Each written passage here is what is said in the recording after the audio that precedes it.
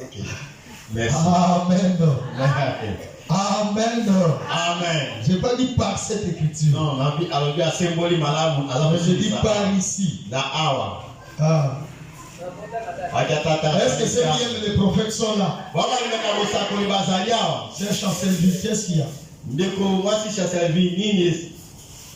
Qui est à côté de toi? Que Dieu te bénisse. Assis-toi bien. Tu dis à Dieu, ah, je suis fatigué. Non, ne te fatigue pas. Amen. Amen. Jéhovah jiré. Prêché le 12 mars 1961. Était le 12 mars 61. Écoutez, Frère Branham dit ceci. Je prends directement le paragraphe 10. Il dit ceci. Est-ce que vous aimez les prophètes? Il dit ceci. Si le pasteur a prêché l'évangile et que vous avez été convertis et remplis du Saint-Esprit, continuez à lui faire confiance. Il s'occupera du reste. Continuez carrément jusqu'au bout. Je ne vous réponds donc pas aux questions sur la doctrine. Mais je crois simplement dans le grand principe fondamentaux de la doctrine. Ce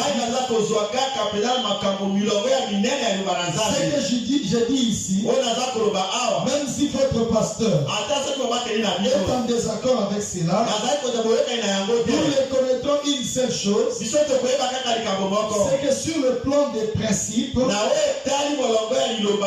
deux, nous croyons la même chose. Est-ce que vous êtes avec moi? Le pasteur vous a conduit par l'évangile. Vous vous êtes convertis. Vous êtes remplis du Saint-Esprit. Vous devez avoir confiance en lui. Est-ce que vous êtes avec moi? Souviens-toi d'une chose dans ta vie. Où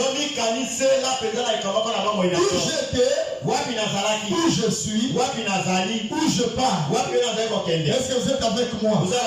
Et reconnaissez quand même quelque chose. Ayez confiance à cet homme. Dieu vous bénira à cause de ça. Je ne suis pas contre vos mariages. Je ne suis pas contre que vous vous mariez.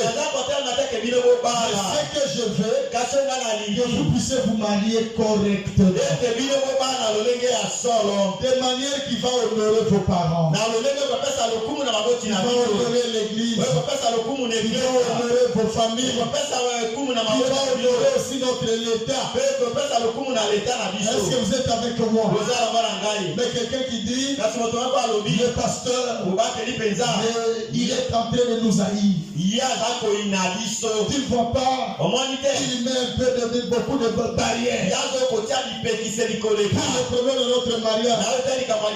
Non. Je ne mets pas de barrières. Je vous aide pour aller de l'avant. Je n'ajouterai pas le deuxième bague ici. Je ne le ferai pas. J'ai déjà une que j'ai déjà placée. Il n'y aura pas le deuxième.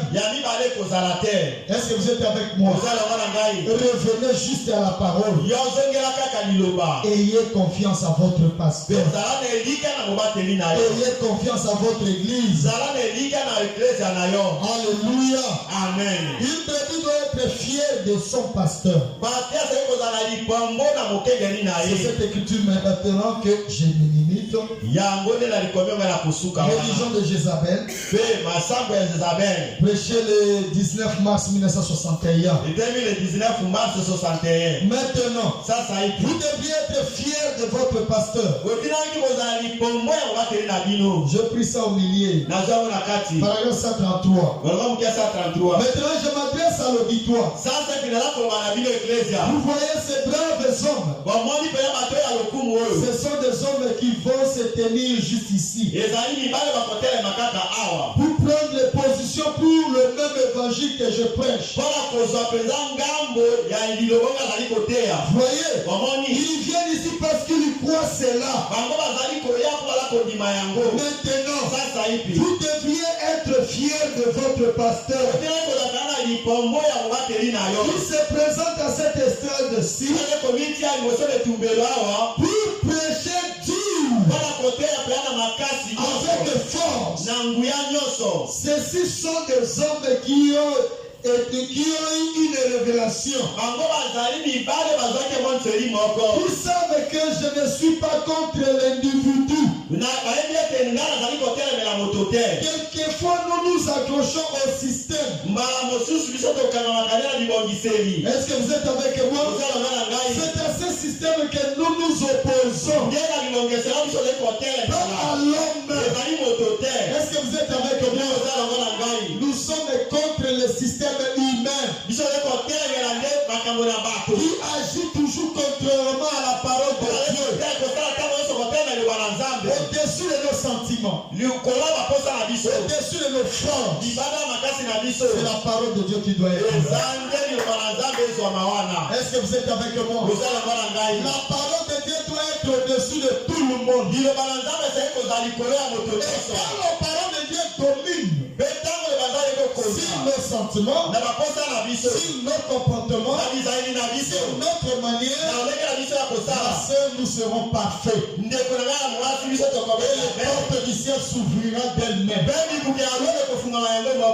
où ça sera étroit, mais pour toi ça ne sera pas étroit.